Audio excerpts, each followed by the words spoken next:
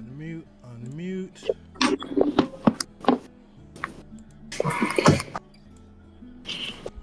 All right. Good morning once, good morning twice. Good morning enough times to get things right. This is episode session 119 of the Worldbreakers campaign, episode 4 of the Jilevesto Arc.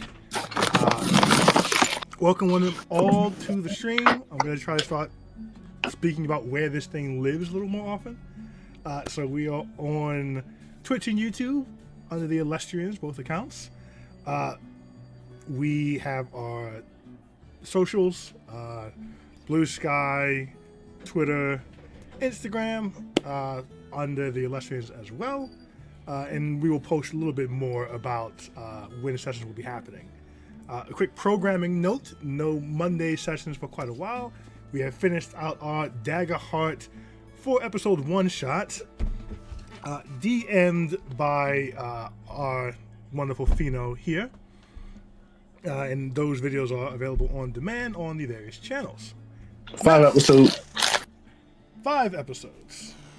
Last session, the UGAI, our adventuring hero team, made their way into Jilevesto, into what turned out to be the dormitories for Mainstay Academy, and had a quick social encounter with the headmistress, I believe, as Del Rey quickly cast a message to them as they had arrived, or sending, as they had arrived a bit ahead of schedule, and she needed some time to handle some things. The group decided to be as vague as possible while they were there, tempting the headmistress to teleport them away. Though I do not think they believed it would happen, they actually got very lucky on some dice rolls, or else they would have been in the Frostford or Draconia.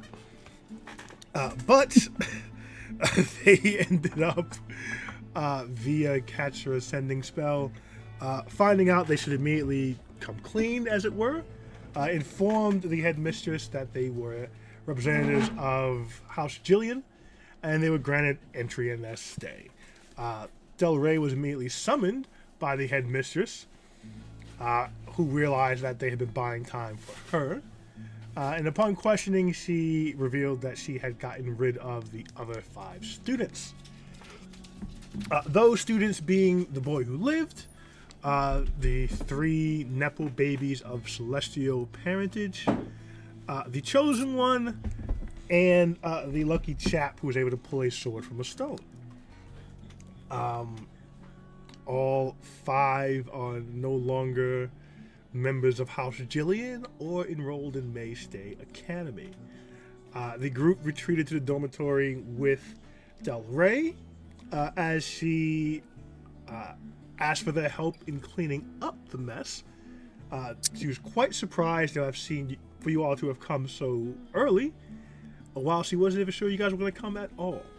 But being that you got rid of she had to get rid of the other students early, she is going to need you all to attend classes, as the academic year is very important to the advancement of any house.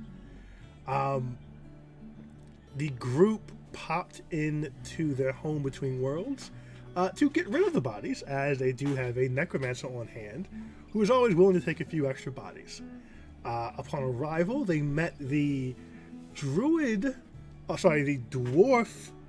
skeleton newly raised that they recently brought over here and everyone seemed to have forgotten about, who they recently murdered.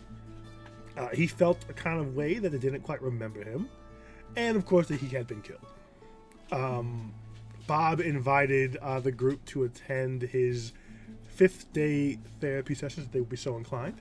The group said they would, and actually made the important steps to attend.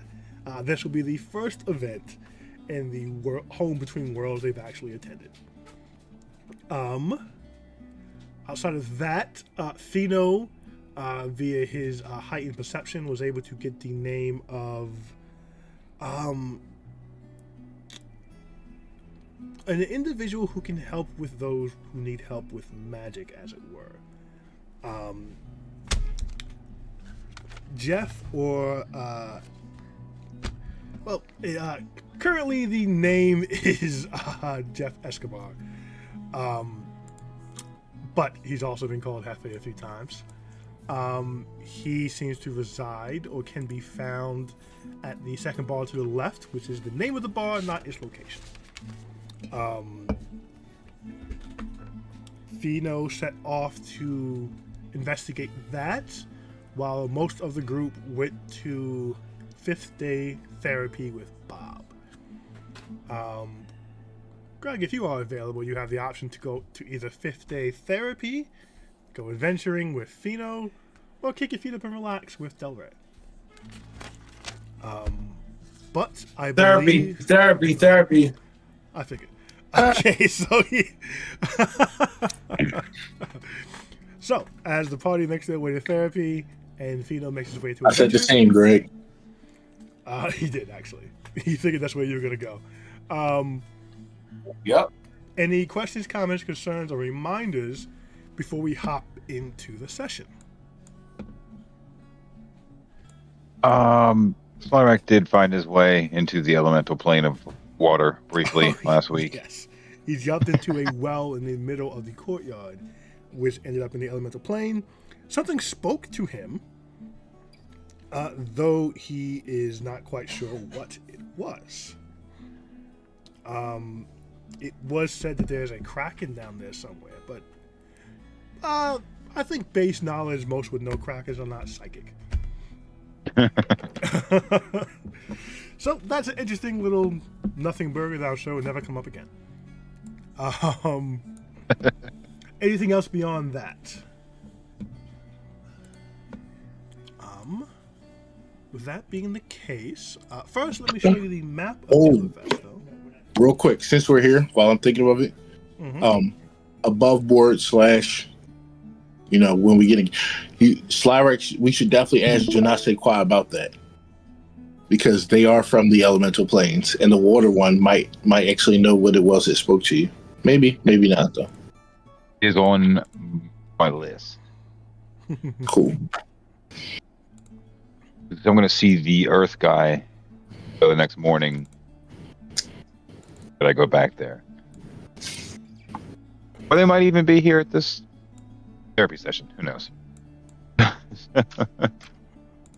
Okay, so I'm dropping in the map so you guys can see that. That's Mainstay Academy.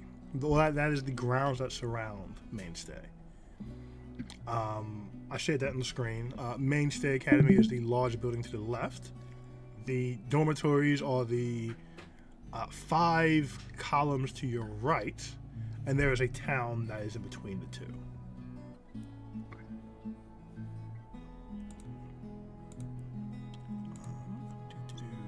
Give me 1 second. Is that a masjid right there in the top right corner? Or bottom right corner? Is that a masjid? I don't know what that is. A mosque? You might know it as mosque. You'd have to go and find out. I don't think you've ever been here before, honestly. It just looks like one. It's funny. It does, actually. That is kind of the that whole architecture set is very clearly Middle Eastern. But that's where you are. So for Fino, he will be venturing into the town proper.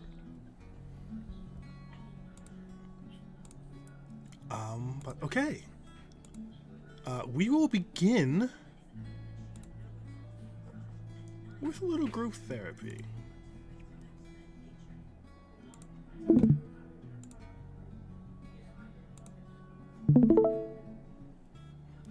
As you guys arrive back into the home between worlds, all the chairs and tables have been moved, replaced with some comfy rugs for folks to sit on.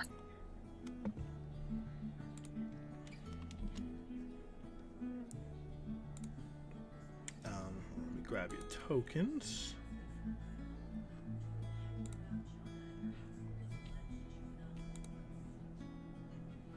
You all also had your clothes changed, Philly, to match House Jillian colors. Katra now also has pink highlights to her hair as she tried to change her clothes. What color are our clothes now? What are the house colors? The house Pink, colors blue, are and white. Yeah, pink, blue, and white.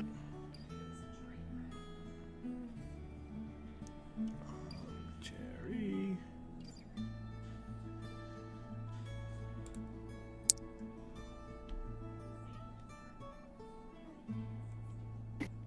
Interestingly enough, those are the colors of the trans flag. Yeah. Really? Dope. Yeah. Michelle just called out. So, yeah, that's true. Very cool.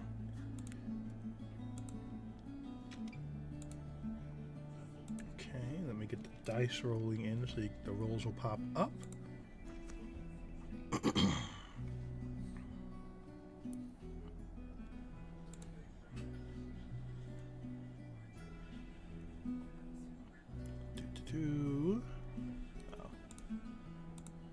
Game log. Cool. Okay, as you guys come in, Bob waves you down. This is Bob. I finally made Bob's token.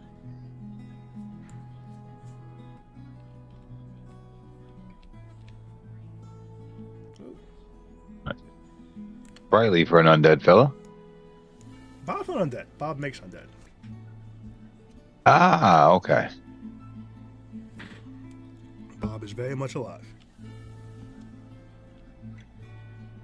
And the water genasi is here, as well as the undead dwarf, whom you guys brained. Bob says, "Oh, welcome, UGAI. You've made it. I'm so happy. Welcome to 5th Day Therapy with Bob. I'm Bob.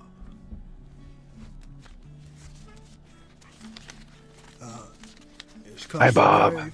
Hi. Oh, great. Cool. You got the call and response. It's customary for everyone to introduce themselves when they're new. You guys are technically new, even though this is your home and territory and land. But you've never come to 5th Day Therapy before, so if you don't mind, if you guys could just introduce yourselves, we'll start with that. Grab a nice pile of rugs, and anyone who wants to share anyone who really wants to share, you're going to step into the middle circle rug. That's your little comfy place of protection. You can stand there, you can sit there, or you can float there. But when you want to have the floor, that's where you need to stand. Oh yeah, a reminder. Well, FYI to Greg, we were offered to bring something that brings us comfort to this thing. Correct. That's right. You were supposed to bring something that brings you comfort. Now y'all already know what I'm bringing. A teddy bear? He's bringing weed, guys. He's bringing weed. Oh, I thought he was going to bring a teddy bear stuffed with spice. So he will say, all right, who wants to get us started by telling us their name? I'm Jerry and I am Well, one at a time, please. I'm Jerry. Hi, Jerry. Thank you for showing up to 5th Day Therapy. You're halfway through the week. Thanks, Bob. No problem. I feel safe here. Oh, that's great. I think it's the comfy rugs. I've gotten a lot of feedback on them, and, I splurged a bit to get comfier rugs this week. And you see the words. Well, I certainly nod of appreciate it. approval. Great. And I'm just wondering, when the time comes to step into the middle, how does one float? Oh, I mean, if you have the magical ability upon yourself to float, feel free to use it. Do you have the ability to make us float? Well, I suppose technically I could, but there's in no way a requirement for therapy to be able to float. I just felt safe if I could float. Okay. I'll leave it for the next person. I don't want to hog up the room. Jerry? We're going to revisit that in a few minutes. And he'll look at Katra.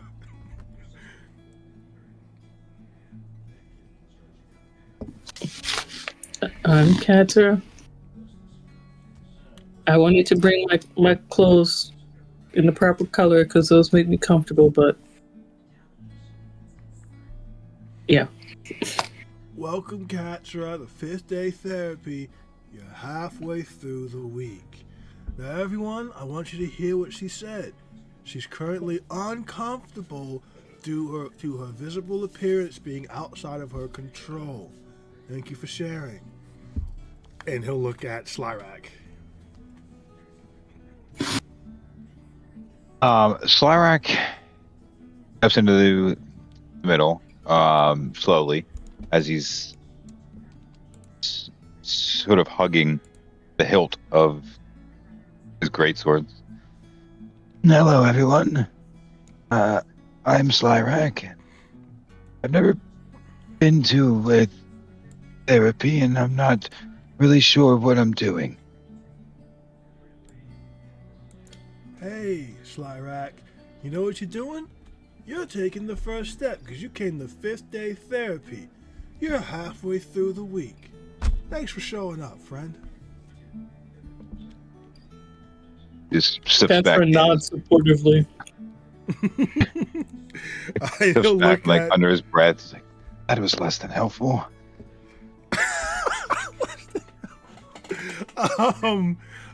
You look at Philly. This is Philly wants to say his name. Yeah. What's so funny is I tried to say my name while ordering my food right now at McDonald's, but the timing did not work out. I just ordered. So Philly walks to the front, digs in like a little satchel that he has. And he starts rummaging around as he walks to the circle. Thank you. And he brings out a pre-roll, and he gets to the middle, and it goes,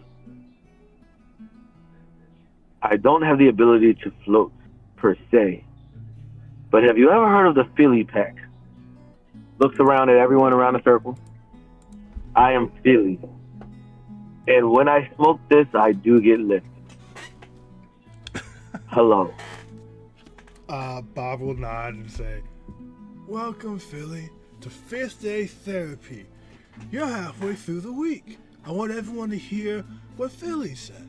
Philly offered to share his ability to relax with all of us via drugs.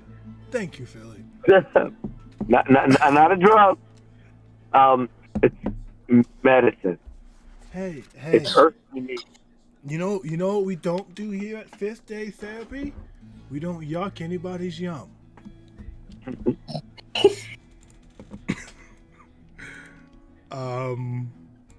The dwarf will step up, the undead dwarf. He'll go to the middle. He'll clear his throat and kind of look at you guys and say, hello, I'm Clint Arrowflint. I'm newly undead, and I'm starting my new unlife on a high note. Bob says, yeah, there you go, Clint, yeah. Good job. Welcome to 5th day therapy. You're halfway through the week. Katra smiles and claps.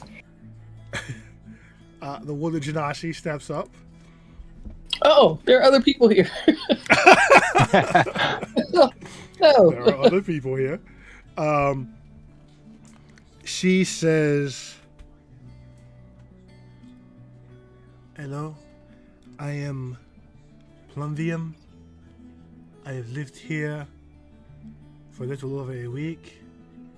I like the woods, and I like the brunch parties, though you all don't attend, and I assume it's because you do not like us. Bob says, welcome, Pluvium. Thank you for coming to 5th day therapy. You're halfway through the week. I want everyone to listen to what she said, though. She feels like the UGAI do not like Janase Kwa because they don't come to brunch.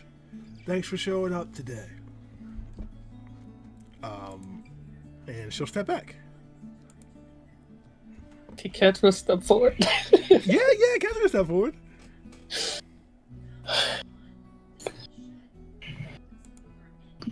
Oh my! Catra went from looking happy at the door to now angry. Angry? Angry. I feel that our attempts to socialize have been sabotaged. We were at first not invited to the day party, and then we were invited to a party, but we're not given the time that it was a brunch party. And I feel like that was on purpose. And I'm sad. And I Roll persuasion at advantage for me. Okay, that's one. Persuasion. Hold on. 15. 15. Okay.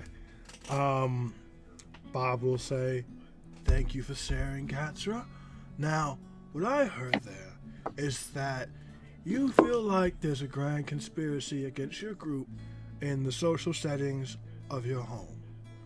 I can understand that, as we were very vague about the party existing and the time of the party.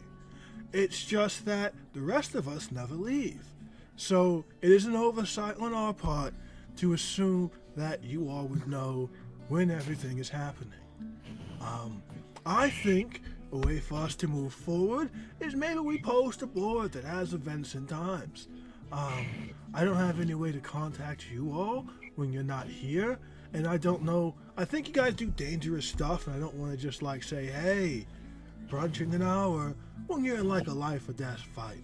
But I'm going to do better to communicate with Slyrak when he comes in the morning, whether there are fun things lined up in the social sphere." Thank you. The dwarf will step in really quick, and he'll look to you, Jerry, and he'll say, "When I said I'd rather die than tell you anything about my employer, I didn't think you would immediately cave my skull in. And that's on me for not believing in you. Now, when that child tortured me for 4 days straight, and I said I'd rather die than tell anything about my employer, I said that knowing that I could beat that kid to death. And you know what? I never got a chance. And that's probably for the best, because that's not what a good person should do. I'd like to thank you for stopping me from beating a kid that tortured me for 4 days. Bob was gracious enough to bring me into Unlife. And he did explain to me that I am not magically compelled to share any information I did not share in my first life. So if you're thinking about trying to hurt me for information, I don't have to give it to you." He kind of like breathes a sigh. All right. Thank you for listening. Cats are not supportively. Jerry's gonna step into the circle. Okay. Looking indifferent. Okay. No. He asks Bob, "Hey, Bob. So now that I'm in the circle, I was just wondering if we could quickly, and not to, I don't want to diminish what you just said, but I'm just wondering about the floating." Oh, I see that's very important to you. Yeah, no, I can make you float. And he'll cast levitate on you. That's great. Awesome. Jerry says, Jerry says, "Oh man, this is great. This is great." Well, first off, I want to say you're welcome, I guess. But I'm not gonna lie. That didn't feel completely honest to me. It sounds a little bit like you still harbor a bit of resentment about the whole thing. It sounds like you still harbor resentment towards this kid who tortured you for 4 days, which understandable. But real quick, DM question. Yes. What does turn the unholy actually do? When it says a creature's turn on a failure, it is turned for 1 minute. What does it turn into? No, turn those kind of things usually make them run away from you in fear. It sounds like turn undead spawn a different way. Like what's to say beyond? What's the spell? It says as an action, you can censure fiends and undead. Each fiend or undead that can see or hear you within 30 feet must make a wisdom saving throw. On a failure, it is turned for 1 minute or until it takes damage. It has to run away. Use action and movement to run as far away as possible from you. Yeah. And is afraid of you. It cannot move closer to you. It can play actions against you. Can't do what you did to the Octocon. Gotcha. Okay. So Jerry says, yeah, and so I guess just I don't know, man. It kind of felt like a veiled threat a little bit to me, I guess. And at the end of the day, I get it. You don't have to tell me anything, but I'll make your ass run away from me for a minute straight, a bunch of times.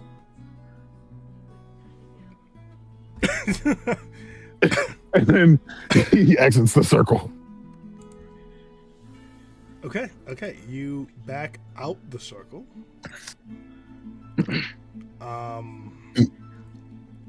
Bob's gonna get up from his rugs, and he'll step into the circle, and he'll say, "All right, let's bring the temperature down a few notches. Things got a little intense just now. We want to make this a safe place to have conversations, all right? So, what I heard from Clint is that he welcomes his new unlife, but wants to be clear that he is not going to do anything in his unlife that he didn't do in his life as far as giving information. What I heard from Jerry is that he took that as an aggressive action, and he'd be willing to be equally aggressive against Clint in his new unlife. I think we can all come to a peaceful resolution regarding general information sharing, but it has to happen on Clint's time. He's newly reborn, Jerry, and just give him some time to find his new life. Death is very traumatic, and I have a very accelerated way of bringing people back, and sometimes it's a little hard on the psyche. Right now we have those 5 students going through their undead orientation, and Jerry raises his hand. Yeah, Jerry. Permission to speak outside of the circle, please. No, yeah, go ahead. You can. Are you speaking to me or to someone else? I'd like to address Clint directly. Oh, I'm gonna need you both to step in the circle. I'm fine with that.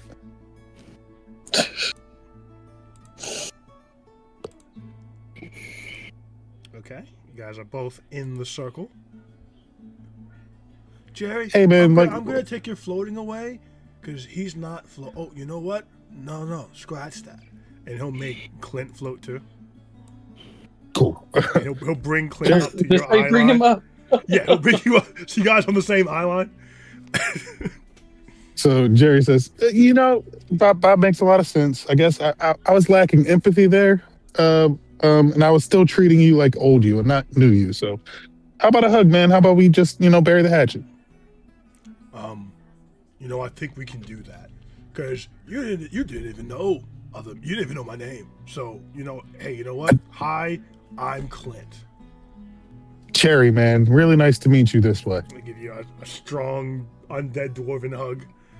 Because even though Jerry he's does bones, they are thick bones. Like oddly enough, even though technically his bones probably should not be thicker than other bones, whatever Bob does to bring him back lets him keep some of his physicality from life, but in bone form.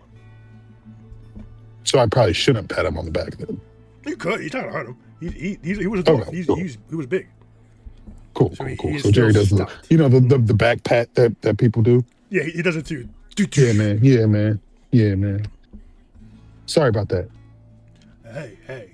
You know what? I'd have killed you too. Don't worry about it. Maybe we could have been in the same circle on different sides, you know? Life's funny like that. It's hilarious. You know what's funnier? Unlife. And we're gonna hop over to Fino. I was liking listening to your therapy session. Oh, I forgot you're not here. I was gonna say, what's Fino everyone have to say? get therapy but him. I don't need therapy. Probably the most in need of therapy. Definitely the most in need. Fino. Please roll an investigation for me as you try to track down the second bar from the left. No, ain't none of them hit the rule night. I definitely had to roll. 1 second. Okay. Skills. Investigation. Right? And do you want to ask people or simply try to find it via signs and stuff like that? No, I'm not asking anybody. Okay. I know how these assholes are.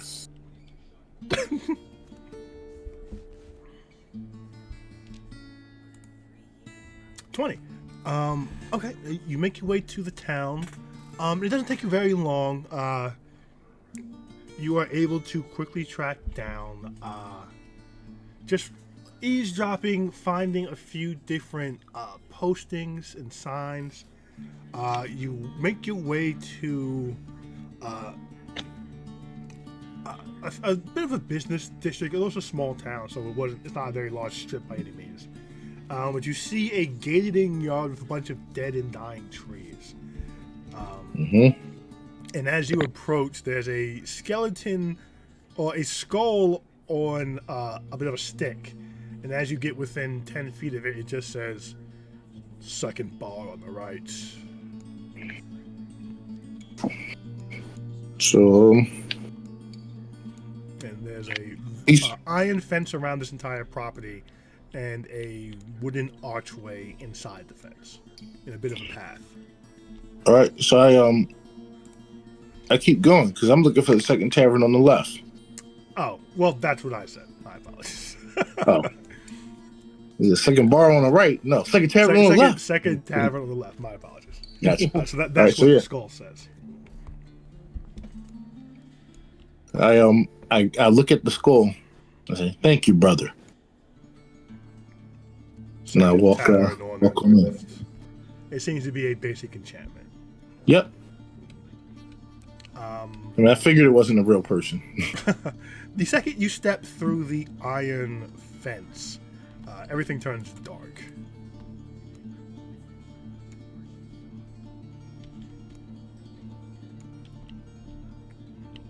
I'll bring it out so.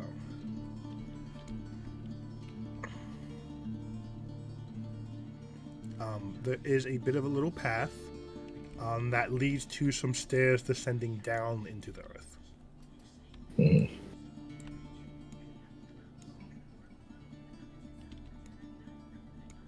Do you go down the stairs? I am going to cast my booming blade and see if anything happens. Do you hit something with the sword, or you simply just cast the spell? I stab it into the ground. Okay, I do not know who would do anything to the ground or boom, but you cast it. You spend the Arcana. Essentially, you cast magic, stab it into the ground. These spell is expended into the earth. Nothing happens. There's still a stairway leading down. I walk down the stairs. This is the opposite of that Led Zeppelin. I didn't leave enough clearance for your token to get in there. Let's back this up. Yes, I am very tall. 5'11". Or 5'10", I forget which one. So you make your way down into the earth. Giant. This area seems to have been carved out. As you get to the bottom, there's some rotten wood on the floors and the walls, kind of keeping everything together. As soon as you get down there and look to your right, there is a giant ogre pointing a giant crossbow at your chest, loaded with what is the equivalent of a ballista bolt. Let me see if I can get this angle working. We will take the little roof off.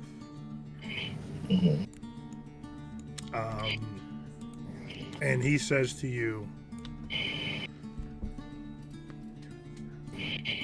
"You a Death Knight?" I have no clue what one of those even is. "It's a fallen paladin. You a Death Oh, no. Knight?" I am not. I am no paladin at all. "Have any religious symbols, artifacts, trinkets?" Religious? No. There's a little window to his side, and you can see a small goblin sitting on a chair looking through it. He says, "We's gonna cast Zone of Truth. You're gonna fail it on purpose, or you're gonna head back up the steps." I'm going to fail it on purpose? "Yeah, because you're gonna tell us the truth, see?" What? Oh. I get it. I get it. Do you choose to tell it on purpose, or do you want to roll? No, I'll fail. Okay. Do it. And the orc says again, holding the giant ballista crossbow, "Are you a paladin or a death knight? No, I am not. Do you have any religious symbols or trinkets on your person? No, I do not. Are you here to collect any debts upon anyone you believe to be in the building?" No. He will put down the giant crossbow, and then he will say, "Do you want to check your coat?" Oh no, I am okay. I do not wear a coat. But is there something wrong with collecting debts? I guess you guys don't want to fight in your bar, your establishment. "This be neutral territory. There'll be no fights in here." Got you. Okay, well, it's nice to know that I am safe. Per se. You kind of are wearing a bit of a jacket. If it's part of your ensemble, that's fine. But to say you are not wearing a coat is a bit of a tongue-in-cheek comment that I did not quite appreciate. I'm sorry. It's like I don't really have a shirt on under here. Oh, yeah, one of them pirates. Understood. You can go. I am not with those people. I think I know who you are talking about. I do not do their thing. They are weird. You don't have to explain anything to me, mate.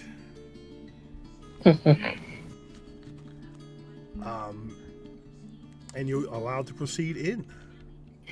I proceed in.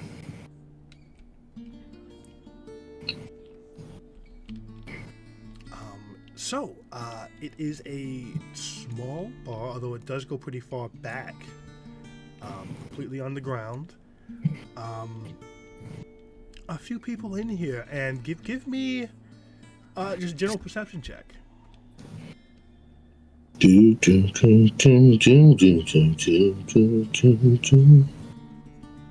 That's a 20. 20. You see a number of tieflings. Okay.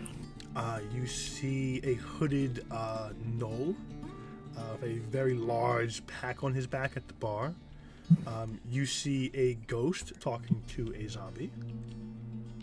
Nice. And you see a number of aquatic folk. Roll a Wow. history check for me. That's cool. It seems like my place. Maybe I can start my journey. Natural 20. Hmm. While I don't believe you have met any of the underwater races before, you are fairly well versed in them. Currently within the aquatic part of this tavern, there's a water elemental and a number of merfolk. I speak to them like Dory does the whales and Finding Nemo. And the bartender appears to be a aqua green skeleton.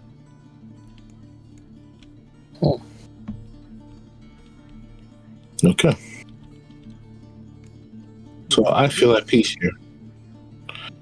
I like to stroll on by, eavesdropping on conversations that I hear as I walk through.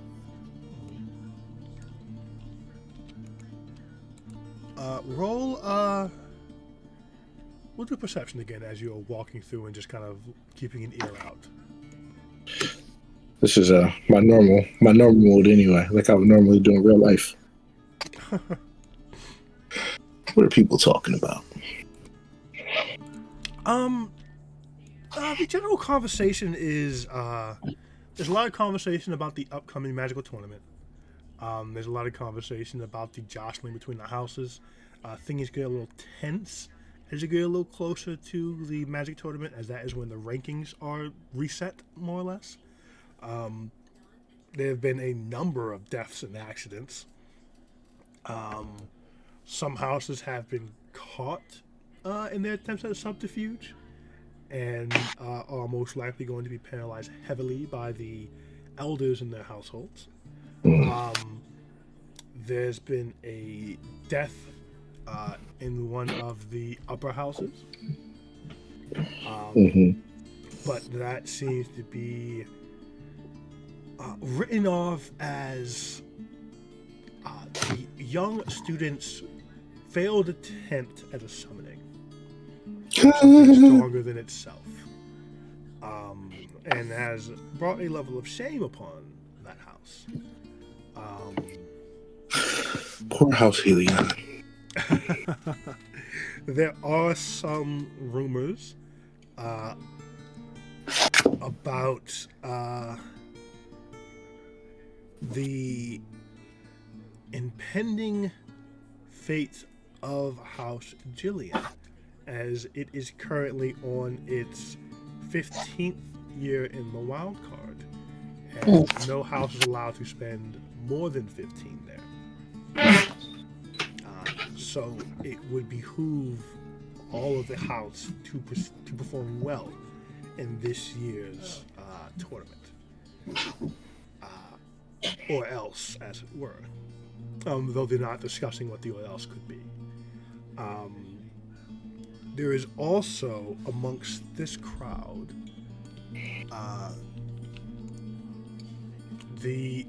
while you're not overly close to the ghost, it seems to be, or she seems to be discussing some unusual movement in the dormitory graveyards as of late. There seems to be around this time bodies are usually being added, but they seem to be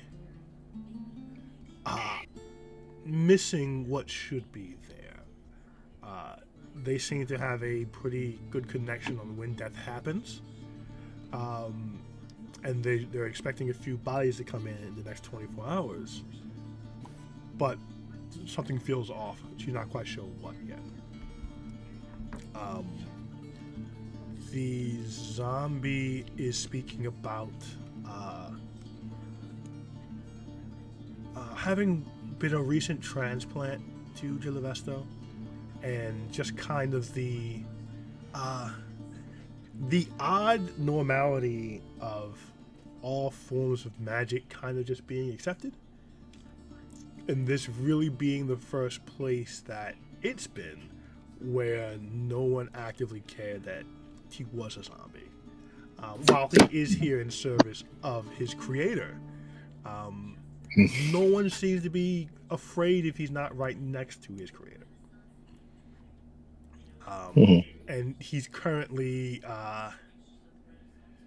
in light, eye in the sky discussions about, what if I stayed?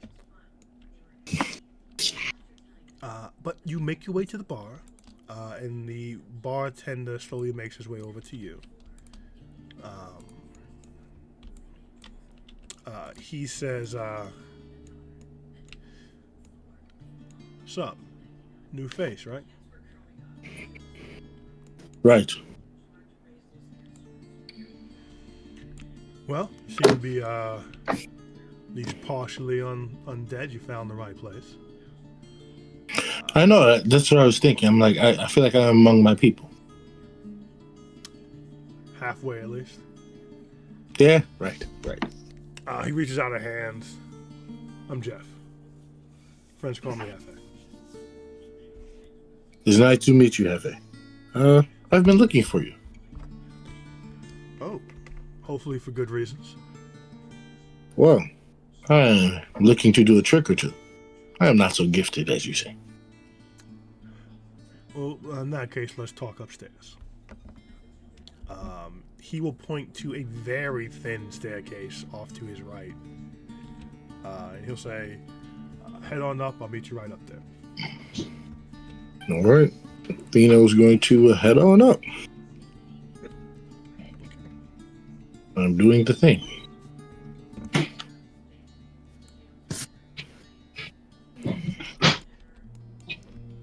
Okay. You head up. And he actually pops out of the little water tube as he swims up.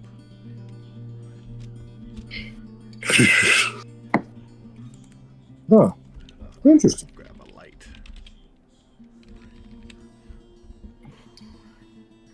It's like pneumatic tubing, except for with water. He will smile as he sits. And he says, well, I suppose you don't see many the undead merfolk, but sometimes we get legs. Oh. You're the first I've met. Now, magic. You Yes. live in a house, in a school, or you simply want Yes, to... No, I am in a school, mainstay. Lower tier. As they are, yes. Well, you've come to the right place. What are you looking to do? Small magic, big magic? In between. You can do it for a long time, you can do it once. Outside of costs, are there any other things tied to this? How do you mean? Well, you ask if small magic or big magic. I'm thinking, why not go big? Right? I have a flair for the excitement, but as long as I can afford it. But if, I'm wondering if there's anything else besides the payment. Like, why would I not choose big if I have the money to? All magic comes with a cost. That's the first thing they teach you. This is no different. When I sell, there's a magic item, consumable. We call them spell slots. They give you magic. Most are one-time use. And they lead to exhaustion. That be the cost. I understand. I think I need small magic for a long time, and maybe a couple of big magic for a short time. Well, these are the options. And he will take out a long his case, and he'll open it up. And there are a number of small orbs. In fact, the very same kind you've seen Bob take very often. Okay. He'll say, now, we've got your cantrips. That's basic baby magic. Those, they'll last for a certain amount of hours. Everyone's magic tolerance is different. So I couldn't say for sure how long it lasts for you. But in that duration, you could use cantrip magic. That's the lower level stuff. We have some pre-builds and we have some blanks. If it's blank, you can put whatever you want in it. Pre-build, as it sounds. We'll load it up with some magic you want. You take it, you got it. Okay. For what's it called? You said I needed level 1. I'm like some spell slot magic to actually get in the door. Get in the door. You need leveled magic. Yes. Okay.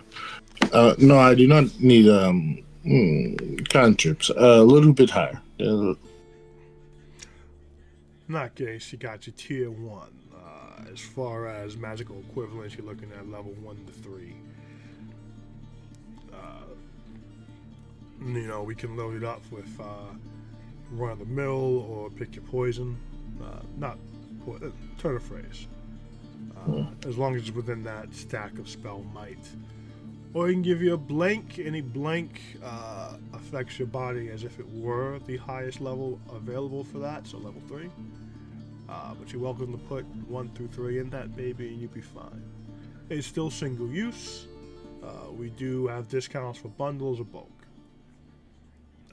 Above that, you're looking at level 4 or level 5. That's the same spell slot. You take it, you can put a 4 or 5 in there or anything lower if you want to waste it.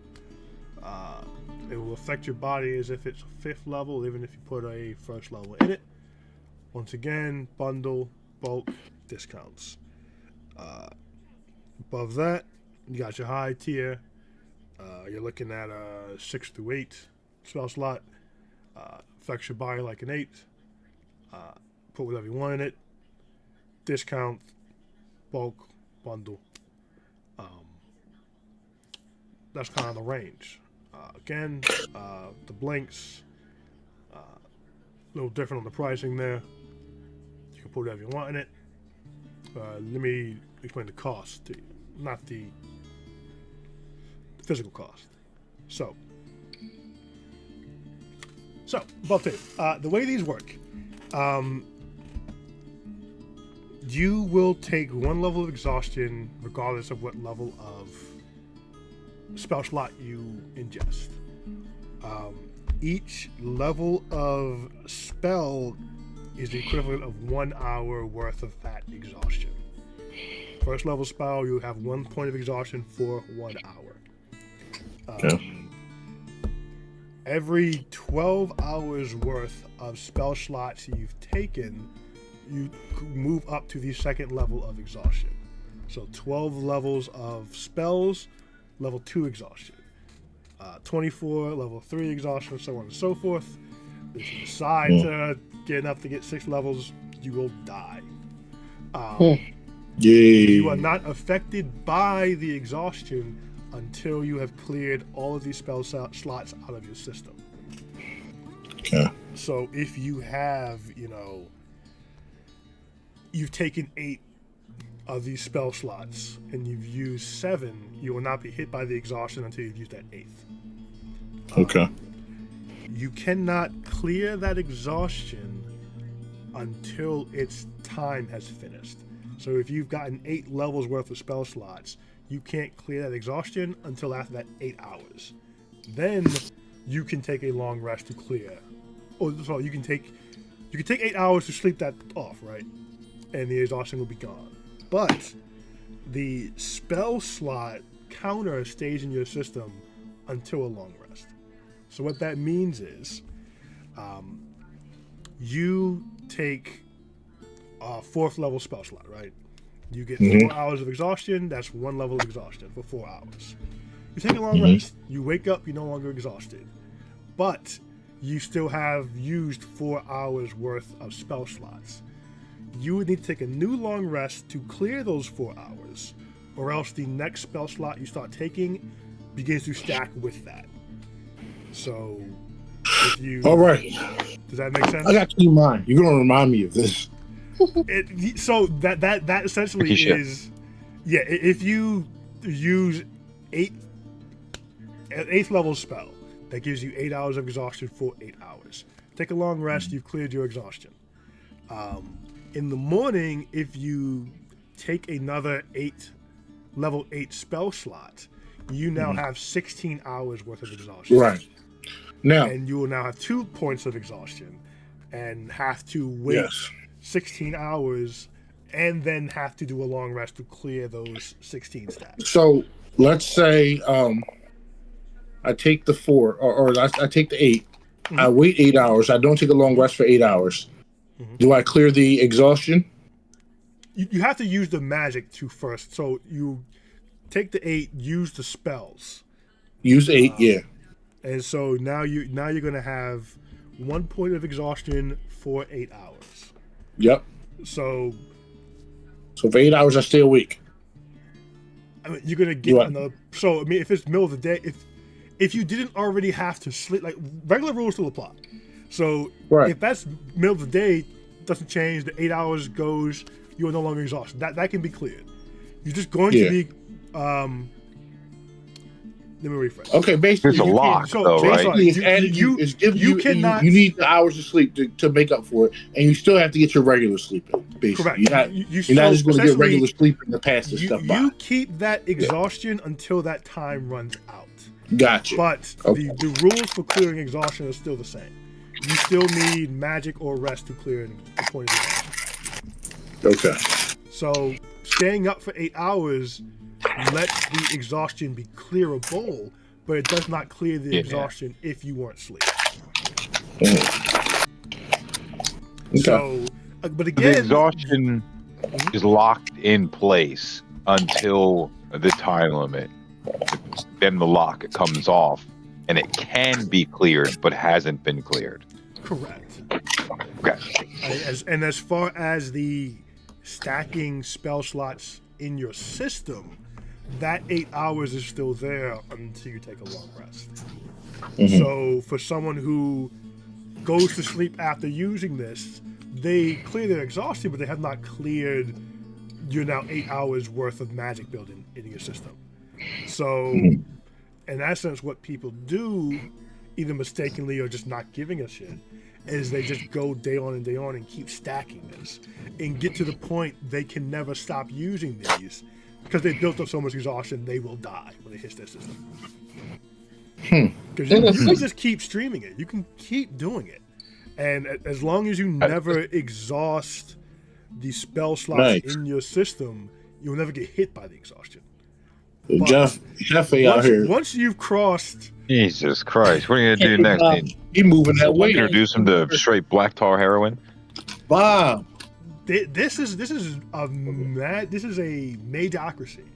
If you don't have magic, you're nothing. So this is a system where there are people who'd rather just do this forever than not have magic.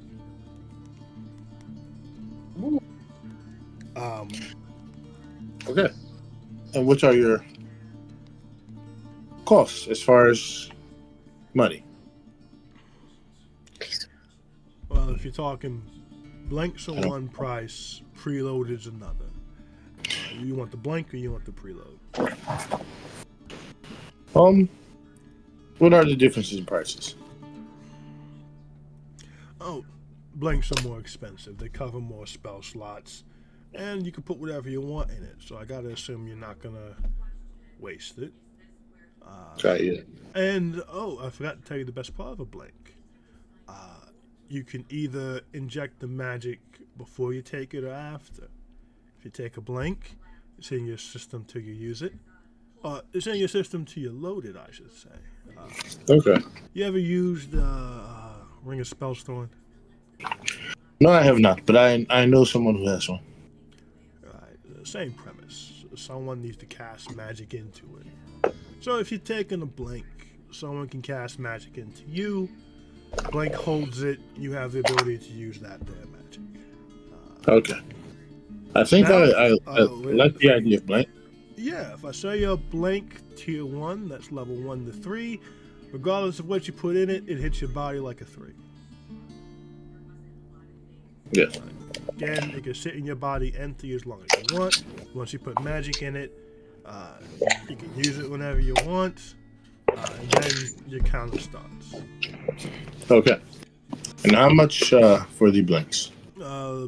Tier 1 blank will run you 300 gold. One tier 1 blank, he said? Yeah. What is the bundle price? I'm in year 1. I want to knock off between 10 and 50 gold each, depending on how many you're going to buy. Okay. And how much are the preloads? The preload, if you're going to do something silly, I give it 50 gold. A little more intensive, 100. A little more than that, too. Okay. Cantrips will be 50 gold. Your level 1's 100, level 2, 2. Level 3 will keep it at 2. Above that would jump in quite a bit. Okay. So I only need up to level 3. I will do one level 3 blank. Alright. Or I guess one blank, because it does not matter. Well, tier 1, so level 1 to 3. Yes.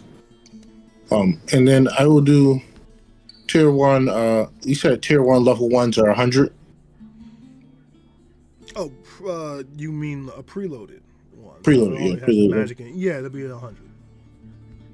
So then I will do. 6 of those. You know what spell you want? No, I haven't got thought of that. Let me think. While you think, we'll head back over to therapy. Okay. Great job. Okay.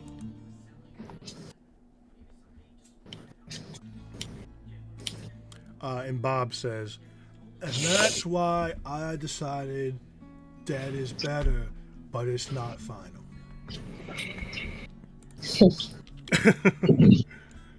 I want to thank everyone for coming to 5th Day Therapy. Are there any closing thoughts before we give it a good hug and put the rugs away?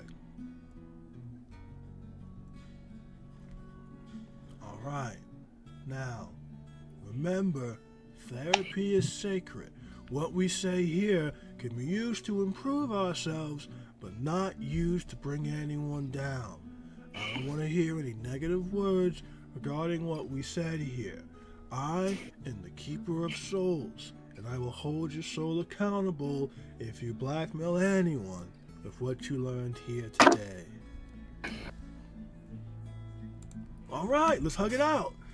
He will. Jerry hops up quickest. He will the go head through chat. and hug everyone. Essentially, he In the head forms. chat. He forms a hug chain. So he goes around and hugs everyone. Then the Janashi goes and hugs everyone. Then Jerry go and hug everyone. So in turn, you guys will go and hug everyone. So in the head chat, go ahead. Oh, yeah. The head chat, like, you guys were doing that, we're giving hugs. Slyrock would just ask, Jerry, Catherine, is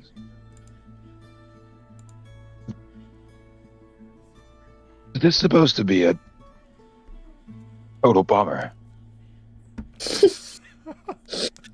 Did you not get anything from this? Alright. Yes, everyone's sad about something. I just kind of assumed everyone knew that. Well, this is a chance to work through those feelings. If you hold them in, they become heavy. Can weigh you down in life. I certainly feel lighter. As do I.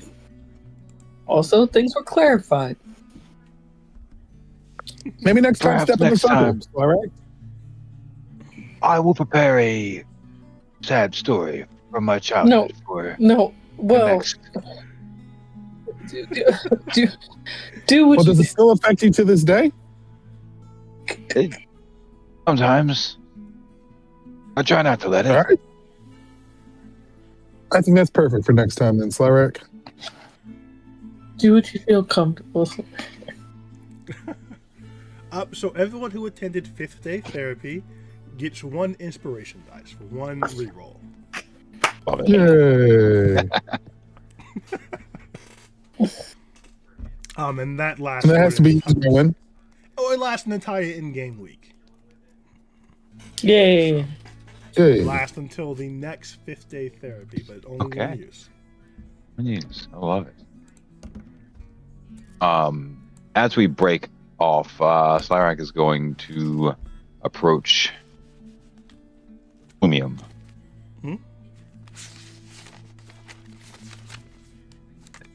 If I may, I had the opportunity to meet your friend Tellus the other day, and I don't think we've had the pleasure. Slyrak, obviously. Yes, it is good to speak with you. We have spoken only briefly when we first arrived. Yes, and I do understand what you were saying, as I lament that we have not had a chance to meet all of you in depth, as I am curious. Our schedule is quite unpredictable, but I've formed a bit of a bond with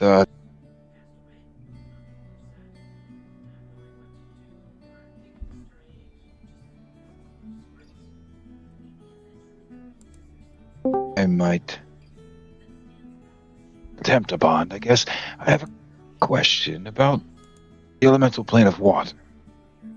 You're better to ask.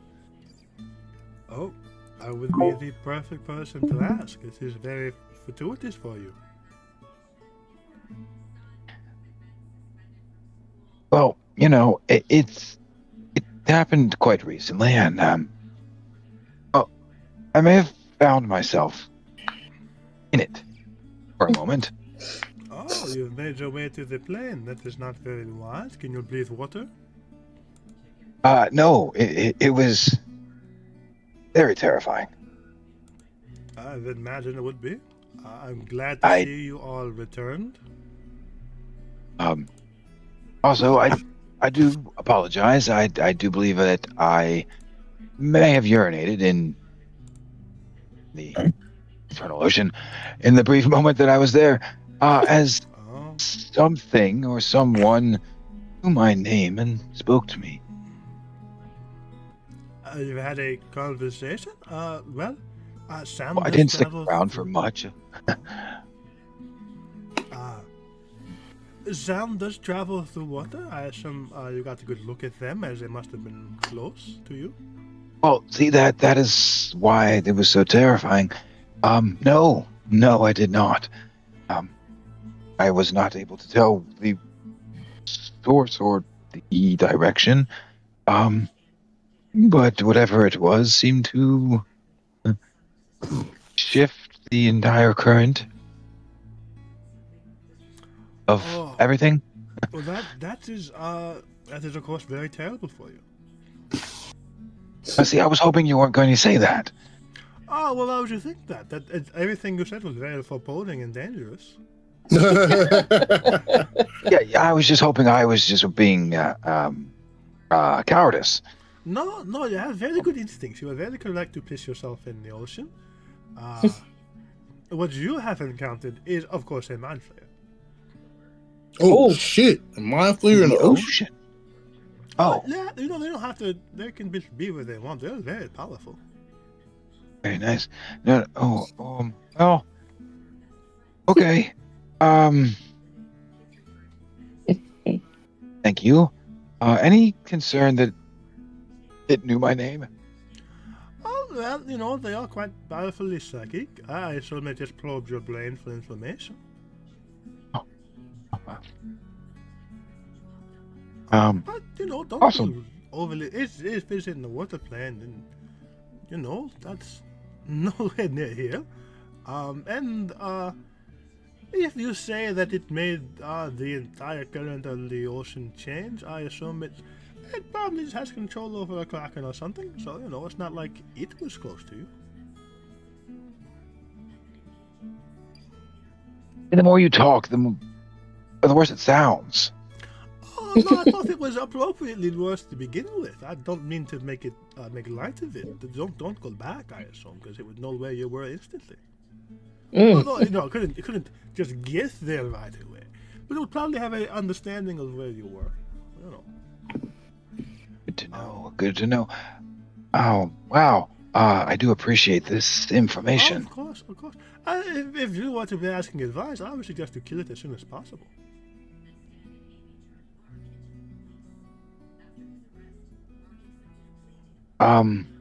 Right.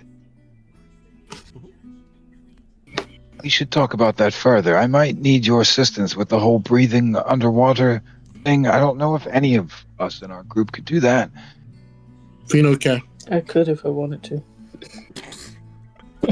Which I guess means Philly can too. She will say, oh, it is not as hard as you may think. Or you simply breathe in the water, or you breathe out the water. Breathe in. No, Fino doesn't need to breathe. Oh, true, yeah. Or This is me and you. you could have our great friend over there and make you unalive, and you would no longer need to breathe. So many options, I see. So many options. Well, it has been a pleasure. I think that was really all I wanted to ask. I do plan on meeting with Talus on most mornings, if you care to join him.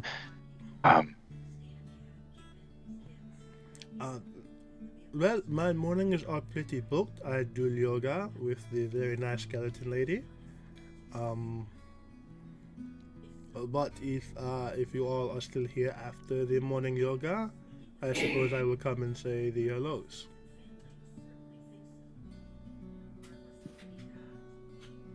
I extend a hand as a handshake. It's a pleasure getting to officially meet you, Plumia. You as well. I did have a question that my fellow Jonas Iltoiles has been afraid to ask. We did notice the other day that the sky cracked and a terrifying something reached down. Am I to assume we are not on the material plane?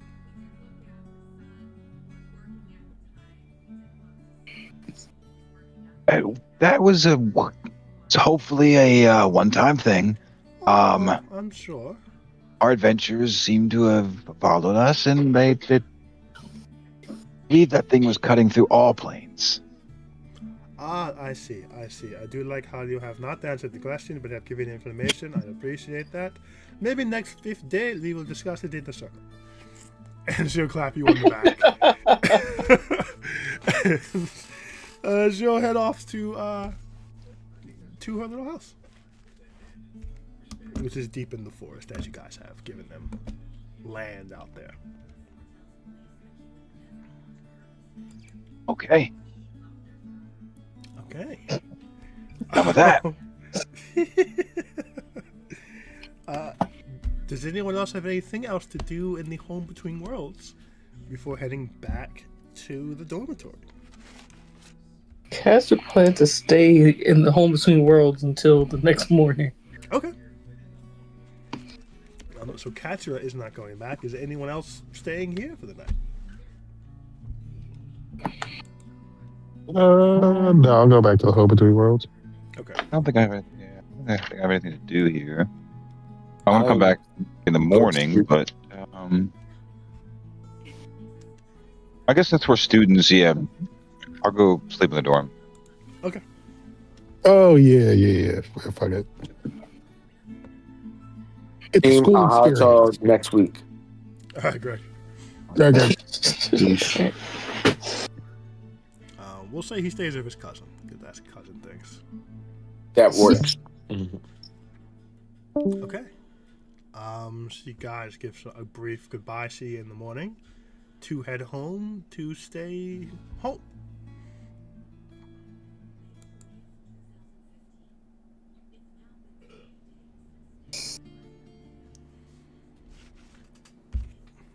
So Jeff says to Fino, so what spells were you doing?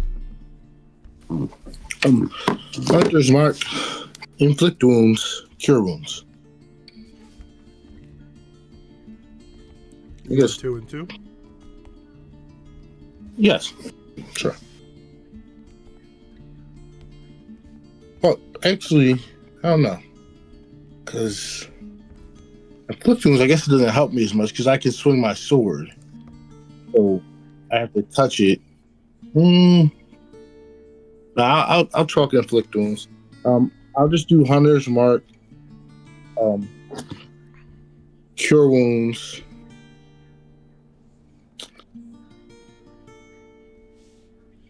Gosh, this is so hard. There's a rogue.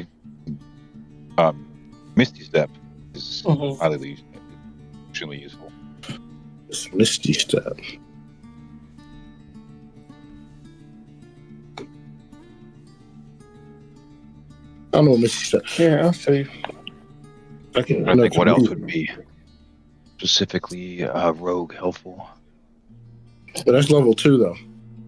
Yeah, but you're getting 1 through 3, right? No, I'm just doing. He's getting 1 blank 1 through 3. He's getting what, 6 level 1s? Okay, it's gonna be level 1. Okay.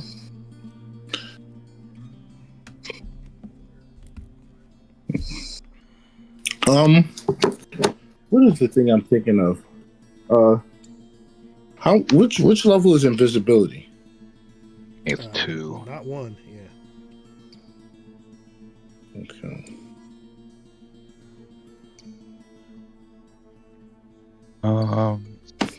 You get a cure wounds. You seem to always be getting hurt. Yeah, that's what I'm saying. I'll probably do like 3 cure wounds. A Hunter's Mark. That's 4. I'll do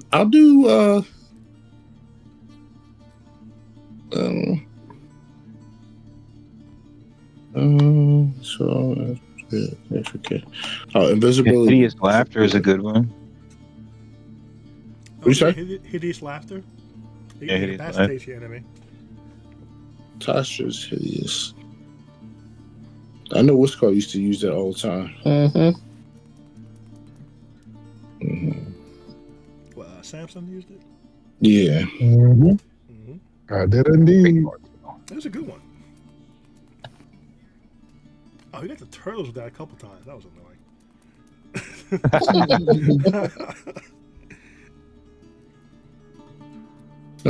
Yeah, I'll take a Hideous Laughter. Okay. That's 5, I said so far. Yes, that's 5. One more. Let's see. Anybody else? Bueller. List real quick one more time. Do you have any ranged attacks? No, Fetal You could do like an ice knife or something like that. Boulder's Blast. Or shield. Let me see if he has. Always good to have. You can Have a get, shield you in can the back get a pocket. cantrip. So the cantrips, you're gonna for that to work, you would roll. I wrote this down somewhere. Roll 1d12, and you have that cantrip for that many hours. Like to use multiple times? Yeah. Oh, that's kind of cool. Let me see if he already. Getting in the house, but you'll have it. Also, Blast is a good option. Yeah, he already has Eldritch Blast. Mm. Bane, Is it Bane level 1 too? Yeah. Yeah, Bane is. Bane's a good one. I'd go with shield, honestly, just to have one in the back pocket. Okay. Yeah, I'll go with Shield. Okay.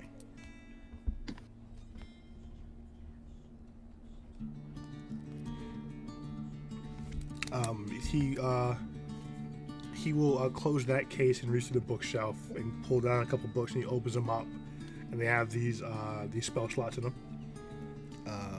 They'll say, "All right, 100 gold. My gosh, people are going broke for this shit. yeah, yes, they are."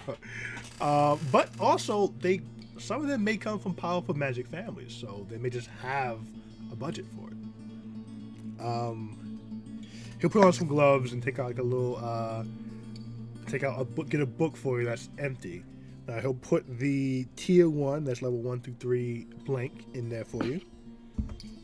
Put 3 cure wounds, 1 hunter's mark, 1 hideous laughter, and 1 shield.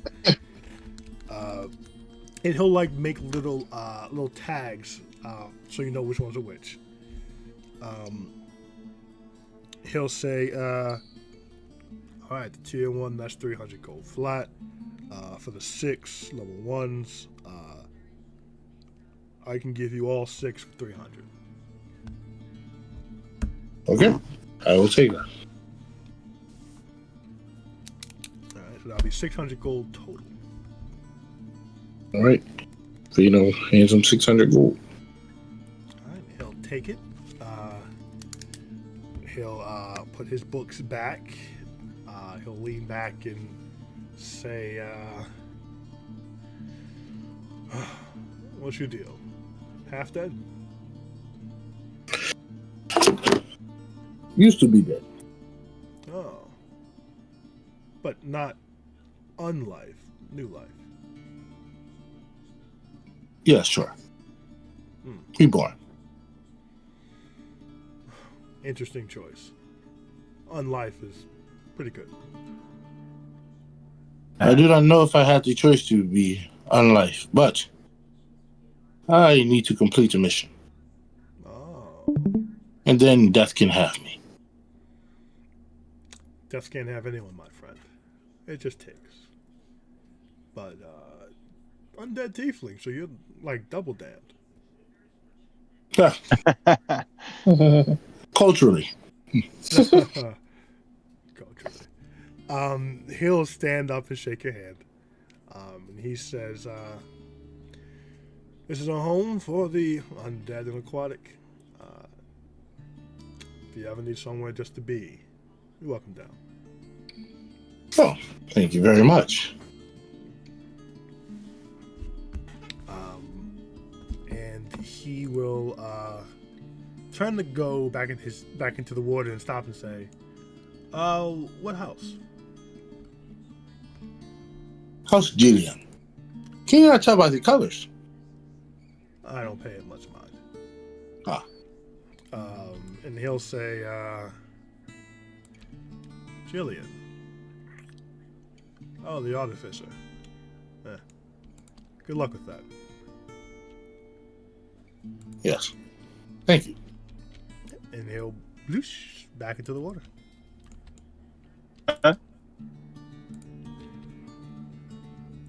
Vino's not taking offense to that because he don't respect her either. You don't even know her. You have no idea who that person is. All he knows is he beat a couple people's ass that were affiliated with her. Yeah, I guess you did. Okay. Are you staying or are you heading out? I'm going to, in the head chat, tell the group. I have purchased some spell slots, but these very expensive. Yeah. I'll come back to the home, but it would be better if you let me in because it costs a lot to me physically too. Are there doors? Please open doors. You guys can open the wall, but there are no doors. Mm-hmm. You can open the wall. Let me in. He's going to, unless they say they're there or whatever, he's going to hang out until they tell him to come home. Okay. And he's going to mingle. Oh, okay. Find some people that seem like they're open to talking to others. Well, since you don't breathe, you could also go into the aquatic area if you'd like. Sure. Roll me a like- charisma check. I feel like a lot of these people don't breathe. The majority don't. Let me roll the riz. Fino got to riz him up. He doesn't have that though. Let's see. Let's roll. Let's roll it high. Oh wow. I'm going to use knowledge from past self. No, you don't understand. It was on 19 and then slowly tipped over to the 9. And he was sitting there on 19. He was like, Okay, so 14 charisma. So you come in, everyone's nice enough. People say hi. No one give you the cold shoulder. A lot of them seem to be kind of in their own conversation. They don't mind you sitting around and listening. And the bar also extends into the aquatic area. So Jeff is also tending on that side as well. Vito's thinking to himself, the liquids. It's very interesting. They have to have liquids that are much heavier than water to stay inside these cups. Huh. Do you order one? Sure. It does have an odd density to it. You're not sure if it's magically done or simply someone was incredibly smart. Or, there are underwater nations. It may just be something that occurs naturally that they figured out. But you are able to drink it as if you were not underwater, essentially. Awesome. There is no spillage. Your cup remains your cup. You drink your drink. The water elemental does chat you up a little bit. It is very fascinated by you being reborn yet still having skeletal features. It doesn't quite grasp the concept of bones are always fascinating for this elemental because it doesn't have any and they don't have any. And it's really like, but why would you want to be restrained in the one form when you could be fluid? It is what I am used to. I cannot be an air elemental. I do not think it would work for me. Your form out there, maybe? I'm not sure. But I mean, it's just not the choice. I've never tried to remove your bones. No, I do not want to remove my bones. Oh, you're missing out, I tell you. Floating, it's the best. He'll just float around. The water elemental may be drunk. As you just see it, like, get another jug of something and just kind of bloop, bloop, and all the beer's out of it. That's so funny. I must say, this is my first time meeting mer people and people from underwater. I mean, I knew you guys already existed, but I've never met any person in there. The one of the mermen will say, "Oh yeah. We can't stay in the water. You land folk aren't fucking crazy. To have so little territory, you really fight a lot about it." So you guys do not fight as much? Oh no, we fucking fight, but we like fighting over important things like water. You guys fight like for dirt, which I don't understand because it's not wet. It is the same thing. Wow. It is not the same thing. It is not. It's like the water matters to you. Listen. He'll like move the table a bit some and say, look at it this way. He will put his cup on the corner of the table. That's the land. He'll point to the rest of the table. That's the sea. You're fighting over a cup. We fight over because everything. Wow. Most people, right? They are not like me. They cannot easily move on to the sea. No, they will always have to be. They need the cup. You should be in the sea, but when you only have the cup, maybe get along. I mean, you only got so much to deal with. Now, us water folk. Now we should war because there is just so fucking much down. And let me tell you, our wars. Wow. Yeah. You ever wonder why the waves come to land sometimes? Because we clashing, right? We clashing. Boom. That is you. You wipe out. Let me tell you. Whole cities up here sometimes. You kill people. Sometimes he'll knock the cup over. So now the cup goes in the way. Okay? No harm, no foul.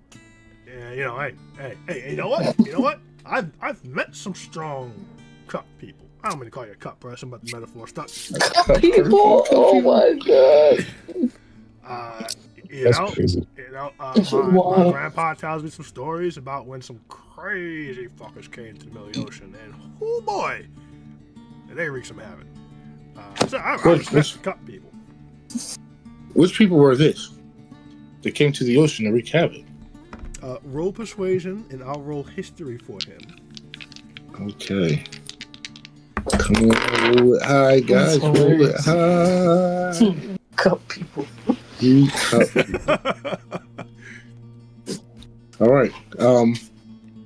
Let's see. 17. I will roll a d6 to add on to that, and I'll just pass life because why not? 23. 23. Okay. He rolled an 18. Wow. You rolled 5 above him, so I'm going to add 5 to his roll. Oh. He says, oh, who the fuck did Grandpa call the cup people?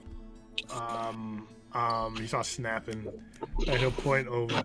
Sis, who are the cup people that were strong and fucking crazy and dangerous? A mermaid on the other side, talking to someone else, will look over and say, "The who? The cup? Who are cup? The land people? Oh, the sand people. The sand people. It was the hills of old. That's what I thought. The heroes of old. Yeah, they came to fight a storm giant. It was fucking crazy. Yes, they fought a lot of giants and dragons, so I can imagine that they have interrupted different planes, the water and the air. Well, that's a little misconception. While this fine gentleman here is from the elemental plane of water, I am not. I'm just from the water. You see, I'm not plane. Yes, my mistake. Just the water. I'm not on a different plane of existence here in this bar. Yeah, I got you. All right. Just want to. It's a pet peeve. I'm sorry. I didn't want to. Don't want to jump on. No, this is my fault. So, you from the water plane? Yes. Hi. How is it different than the oceans? Oh, it's bigger. A lot of different things there. There's no land, so the whole thing is water. You get a little more fun there, I think, too. You can spread your arms a bit and float. And then I point to the guy, to the guy who was talking shit earlier. I said, so do you think them warring over the water is just so silly? Don't you think they should get along? He goes, well, not far be it from me to tell water people how to water with their water. But, the fights are a little silly. But, they also have the One Piece, so I kind of get it. Well, the One Piece. Wait, did I hear that wrong? It is in the water. Roll a history check. I don't know if you would even know about this. I know about this. We all know about I this. don't know if you'd even know about this. That's what Catra was looking for. Didn't you know that? How convenient. It's in Fino's blood. The If One you'd like Piece. to make that your goal, you're more than welcome to head to the sea. 13. No, you don't know what he's talking about. So I look at the other one. You're fighting over the One Piece. No, not so much. So that is one of the goals, of course. You get that, you could probably end it all. But it's like that really fucking stupid game they used to play at the stupid magic school. It doesn't exist anymore. It got it lost. It was like they played this big competition where you score points and everything. But if you caught the stupid little ball that bounced around the outside, you win automatically. Dumbest fucking sport I've ever seen. Why on earth would you make a mechanic to validate everything that happened before it? Nonsense. From my understanding of that game, you win automatically because it is worth so much more points. But I assume the game. Why would you do that? Why would you have a score system where it didn't matter if you just caught the one thing? Why not dedicate all your play to catching the one thing? Because imagine if the game goes on for an extremely long time, and now you have 300 points, and you're up by more than 150. Okay. Right? If the other team catches it, they end the game for you, and you probably still win. Yeah, it happened one time in that little World Cup thing, and that's why the fucking sport's gone. Because let me tell you, the betting allegations on that fucking crushed the organization. Legitimately, in the World Cup, biggest event ever, fucker catches it off of like fucking clout that he could, and they fucking lose. Like, I'm not saying insider trading, but the corruption amongst wizards is fucking, and don't fucking get me started. That's hilarious. And that's actually in the books because she can't write. But we will eventually. You will make your way back to the dormitories.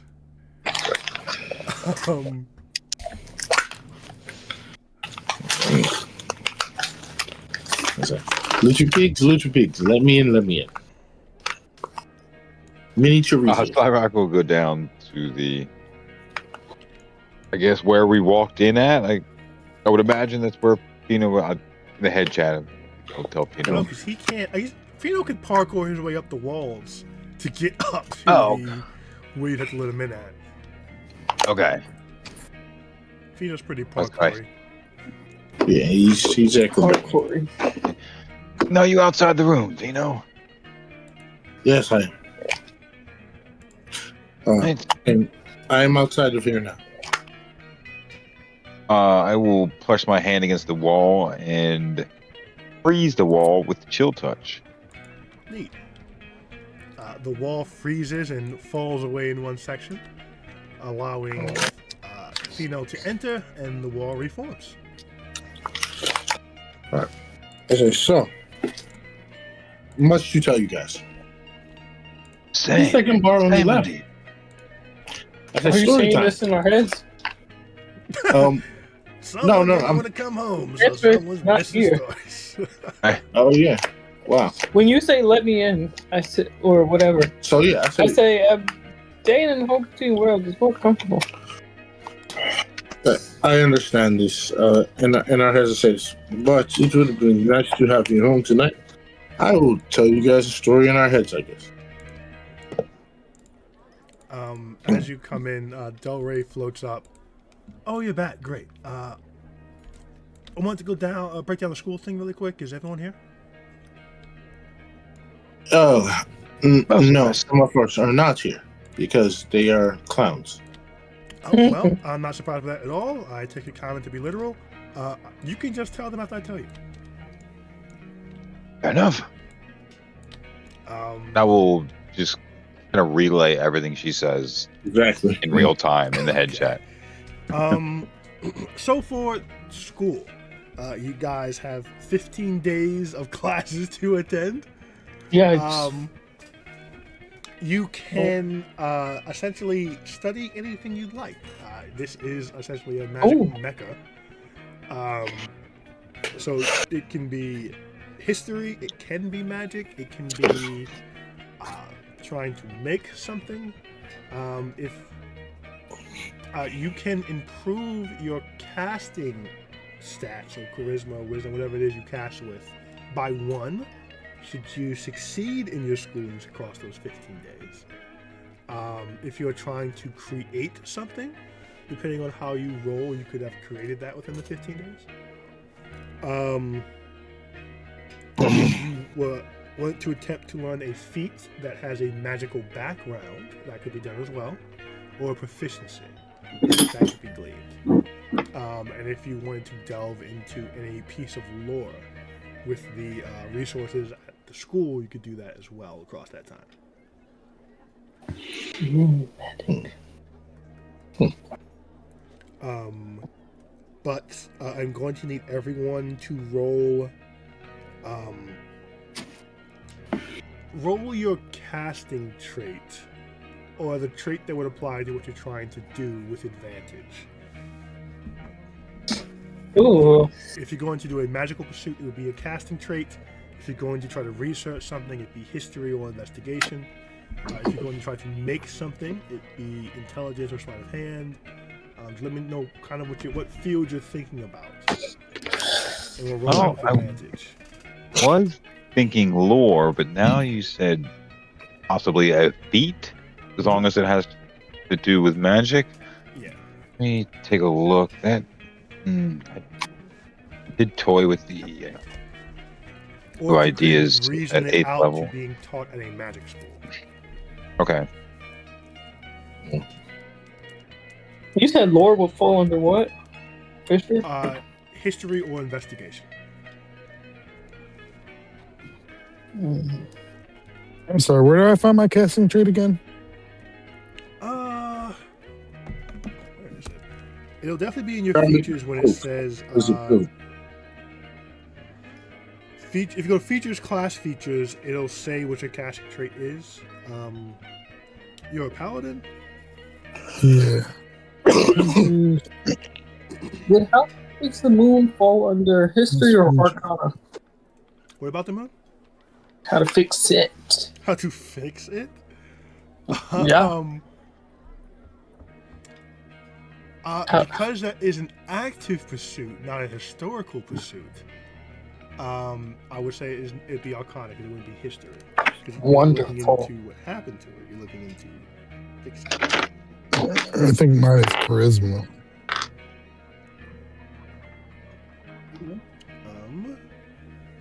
Oh, I can double check. That might be right. I'm pretty sure it's charisma. You said a save? No, just charisma with advantage. Okay, cool. A charisma check. Oh shit, that was a save. My bad. Right.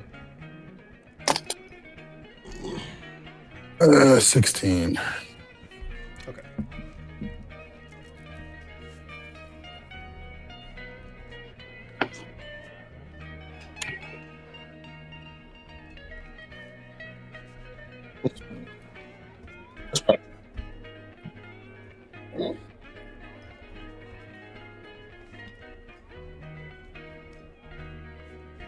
Now, keep in mind, Catcher, if you're going to shoot for quite literally the moon, that might be very difficult to accomplish. It is a magic school. It is not a. Just learn the world-breaking wisdom. school. You're right.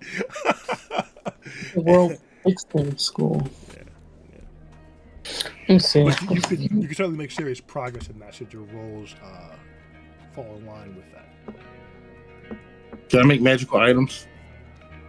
It's probably not what I'm going to do, but I'm just wondering. Maybe not multiple unless you roll insane.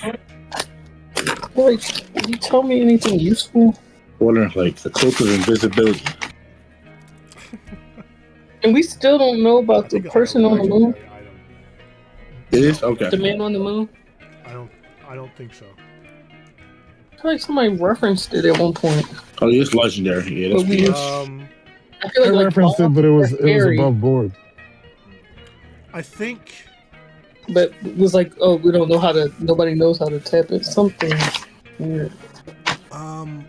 someone brought it up. Speaking of, I think I know I brought it up, but I know I brought it up above board. No. Harry might have brought it up because one of the members of the Misfits was obsessed with the moon. Yeah. But I don't think he mentioned that someone is up there. What did he say about it though?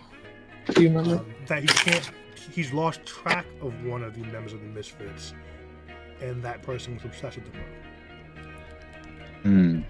Who the hell was obsessed with the moon? It was Terrence. Oh. Oh, yeah.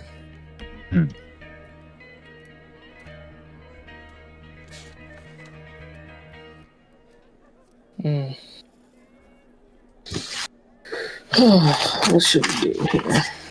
I mean, there's a good chance if you're researching moon information, man on the moon might come up. So I'll learn the feat. That's what I'll do. It needs to be magical. You have to reason it out to be taught at a magic school. It's magical. The strike of the fire giants. Oh. That's a little tricky. What's that? Fire giant. Yeah, strike of giants, fire strike. It just adds a 1d10 fire damage onto your attack. per turn. Per turn? When you use this feat, once per turn, when you hit with a melee weapon attack or a ranged weapon attack using a thrown weapon, you can imbue the attack with additional effect. But it has to be a thrown weapon instead? No, when you hit with a melee weapon attack Oh, or okay, a ranged okay. weapon attack Or a using thrown weapon. Yeah. Damn, and there's no prerequisites for this feat? It's pretty fucking badass. Well, the prerequisite would be buying the book. So Ah. I don't think I have Glory of Giants. I don't. It's doing 5e expanded rules. That's why I failed but it. I don't know that you could even add it to your character sheet. I don't think I have that book. In D&D Dude, Beyond. I can add it. I don't know how I can add it because I'm in the D&D Beyond app. I didn't buy a book.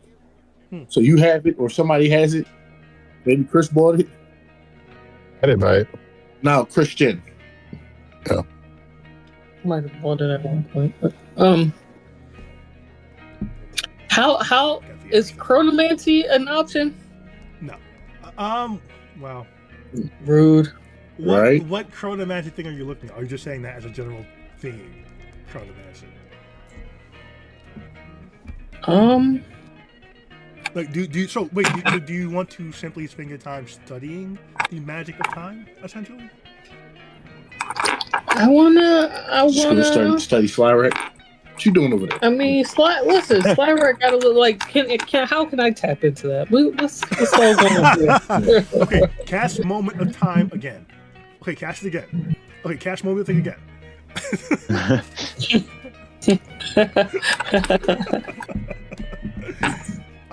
You could certainly spend your pursuit studying the magic of time. No, but I want to end up with What? magic outside of the.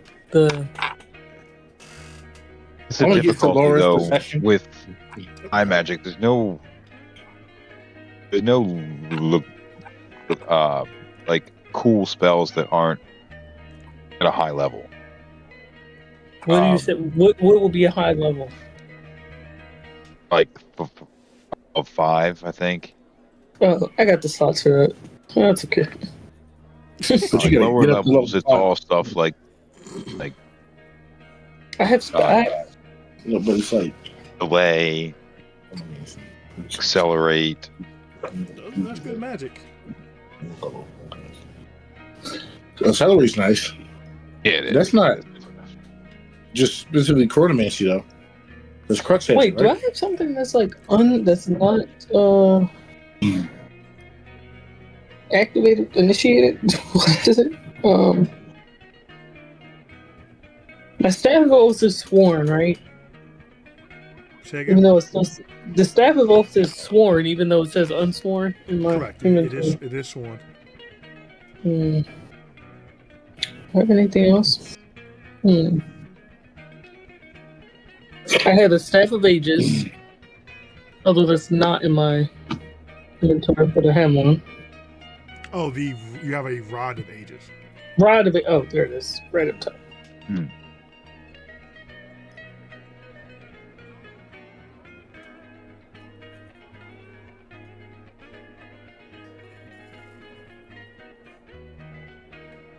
I mean, honestly, if you have the rod, you already have access to a bit of time magic. I know, but I'm saying outside of the rod, even though I'm looking at Oh, it, outside. that's Okay. mad cool. Got chrono, It's got a bunch of momentary stuff it can do. stasis, It's powerful as fuck. converge future. Oh, I should have read this sooner. Yeah, there's a ton of stuff on there. Can I take it into myself? Get stuff. You want to... you Be- can spend your 15 days on it. Nah, let's look into the moon. Merge. That's what I want to do. With the rod. What That is would be it, No, I was marveling at her idea. Merge with the rod. Merge with the rod. Yeah, Won't be the first merger. like where it's not like days tied to it. That'd be fascinating. I can master the magic.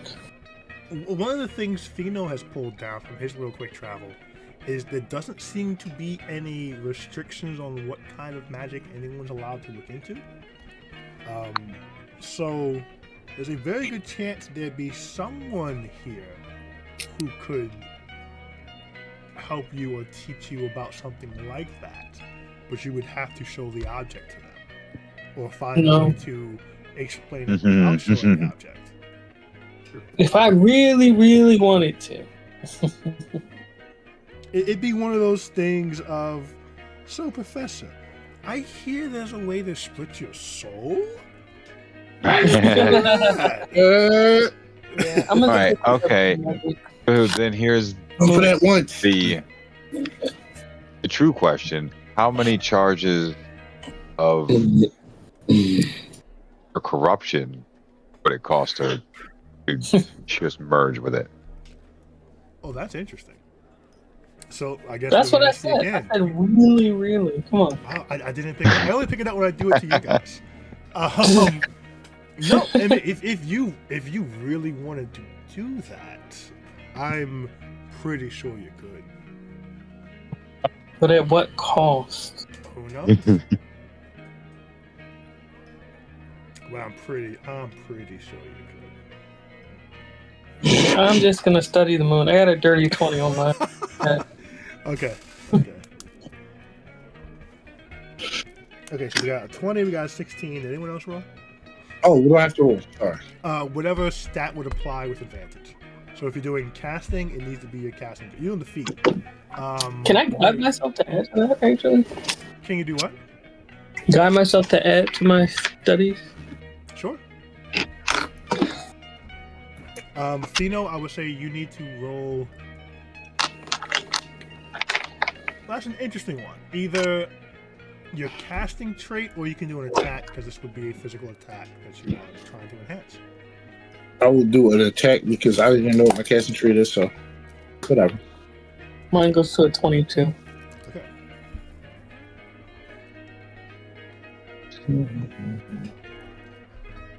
Oh, not bad.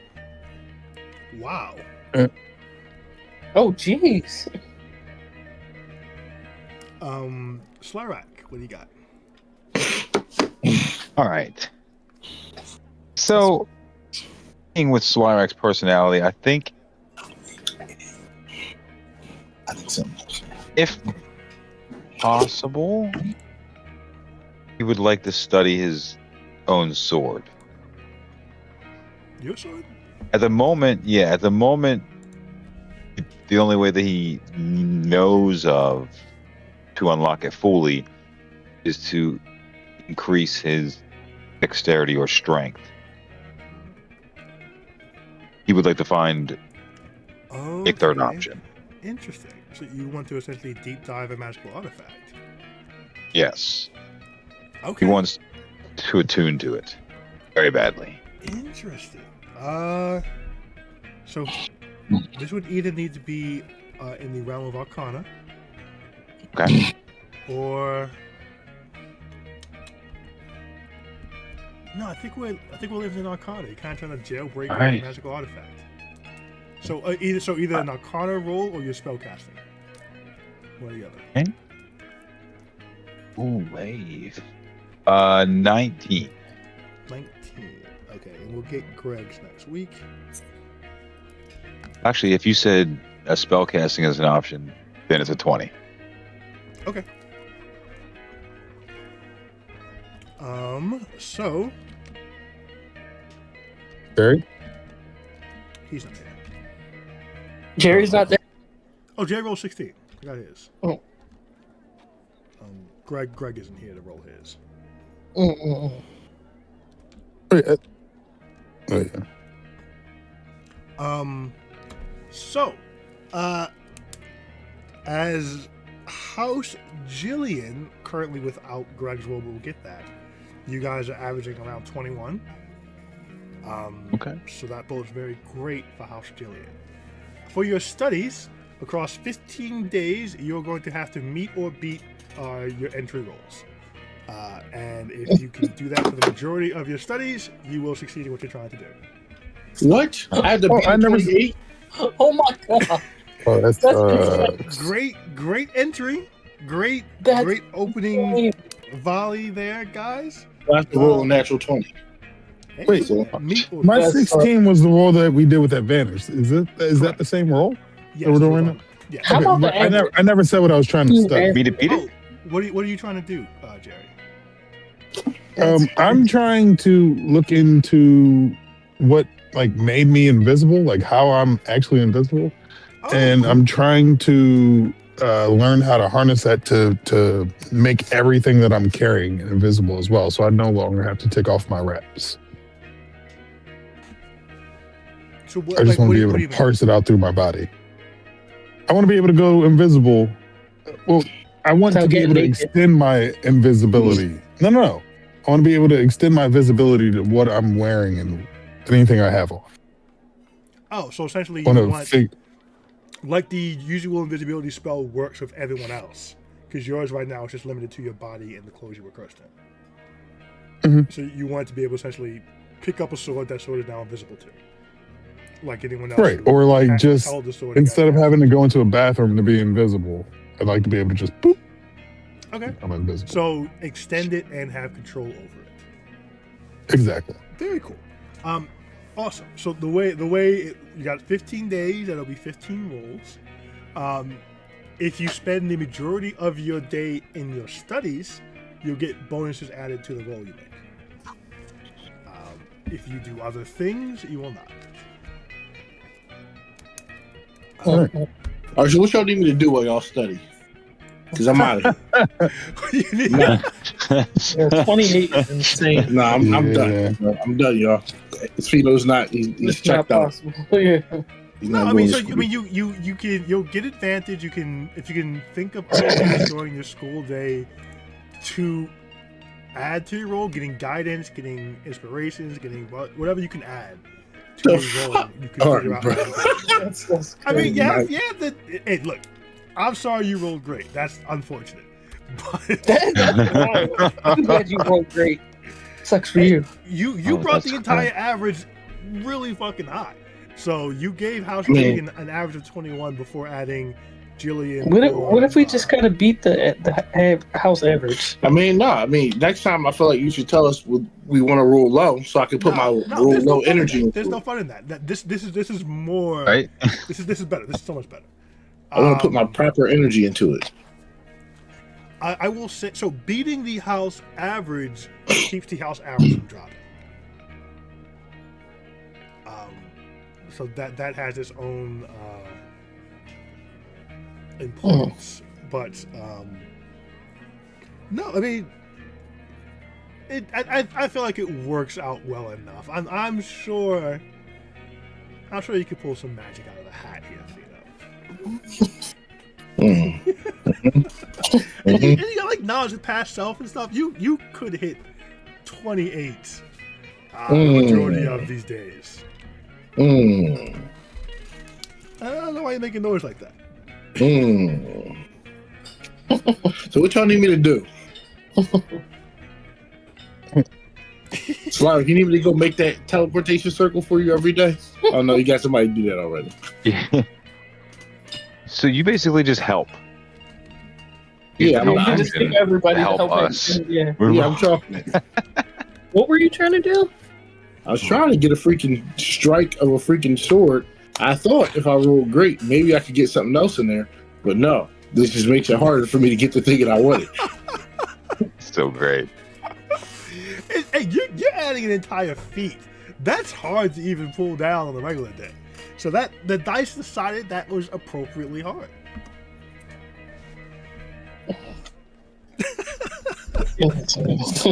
Insane. Oh, I love it. That's all right. But also based on your as Del Rey is explaining this, based on your performance to finish out the school year, determines how high you guys can really go in that tournament, and it takes some of the weight off how important performing the tournament is. So the better you guys do in this, the less you have to achieve in the actual tournament. which is helpful in its own right. Let's get some studying in. We're students now for 15 days. Except for we're gonna drop out immediately if he did too well on the placement exam. he overshot the placement exam. I'm not that smart. Fuck. I just test well. Let me do Del Rey's really quick. I did want to tell the group something, but I guess I can wait till next week. Well, you can do that because she's going to give you guys this breakdown, and she'll go get her rest because she's got class in the morning. So I'm going to run them through that or whatever, everything I learned at the bar, the water, how the heroes are old for the storm giant, the One Piece is there's something called a One Piece and it's in the water. Oh God. Catcher, you can give me history with advantage. And I tell them how this magic works that I picked up, like, and why I don't want to use that shit often. Maybe for a fight, and that's it. Stay picking up dirty magic. What? That's like a 14. What? How is that a thing? No, I don't. What? Picking up dirty magic. What the fuck? I don't know what it means. Oh, I didn't mute. I was muted for that. So stupid. Flyrack roll history in case it was in the book Yes, like or any of the books you read. Mhm. Can I, instead of rolling, I believe my last Hit the road, you still with the road. portent dice was an 18. Nice. Oh, wow. Yeah. So what does That give plus you? 5, so 23. Nice. Okay, 23.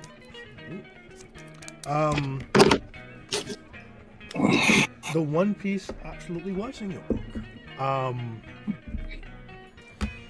It is.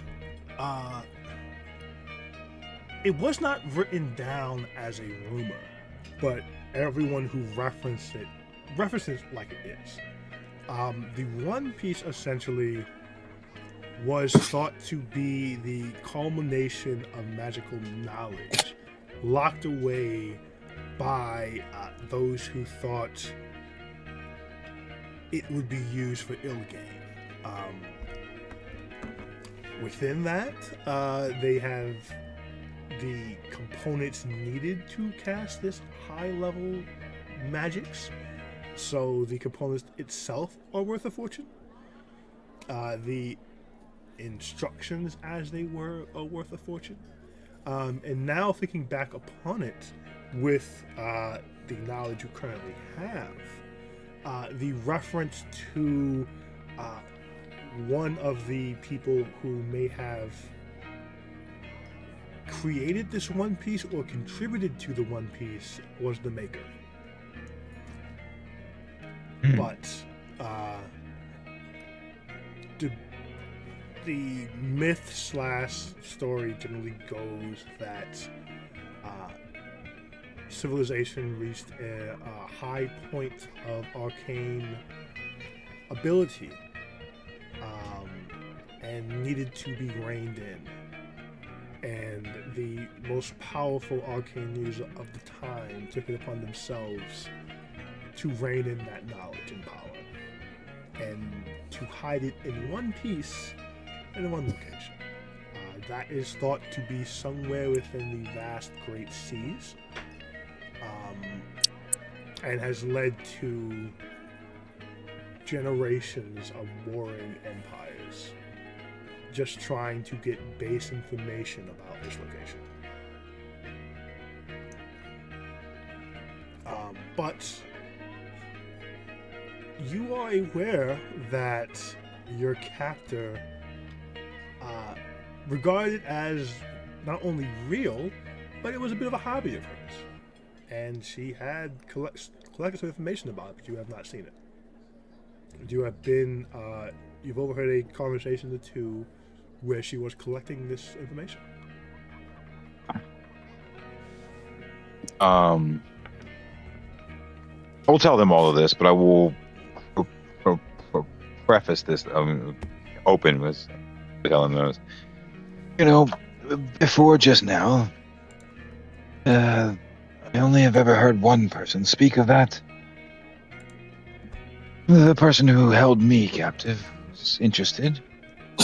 And then I will explain everything you just explained. Yeah, so essentially, she never thought of it as a myth, even though the books revolving it would have said it was. She was Gotcha. convinced it was real. Okay. And Slyric has never said who this captain was, right? Not really. It's Del Rey. We're here now. And then Fino's going to say the last thing he's going to tell them, though, and he's going to tell this to Del Rey too. There has been some unusual movement in the dormitory graveyards. They are saying they're missing something. Like they're expecting more bodies soon, but something seems off. Del Rey will go, huh. Well, the Grave Lords are pretty active. I was going to use them to get rid of my classmates, but I had to expedite that. I did kind of tell them I would send 5 people down in 10 days or so. They may have been talking about that. And they are pretty well attuned to death in general. So I did kill 5 people and no bodies showed up. So that might also be it.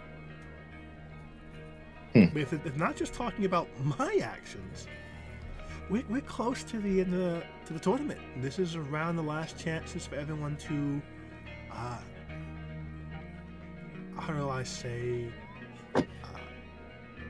enhance their rosters. I mean, you guys just brought someone new. You think he had an open seat?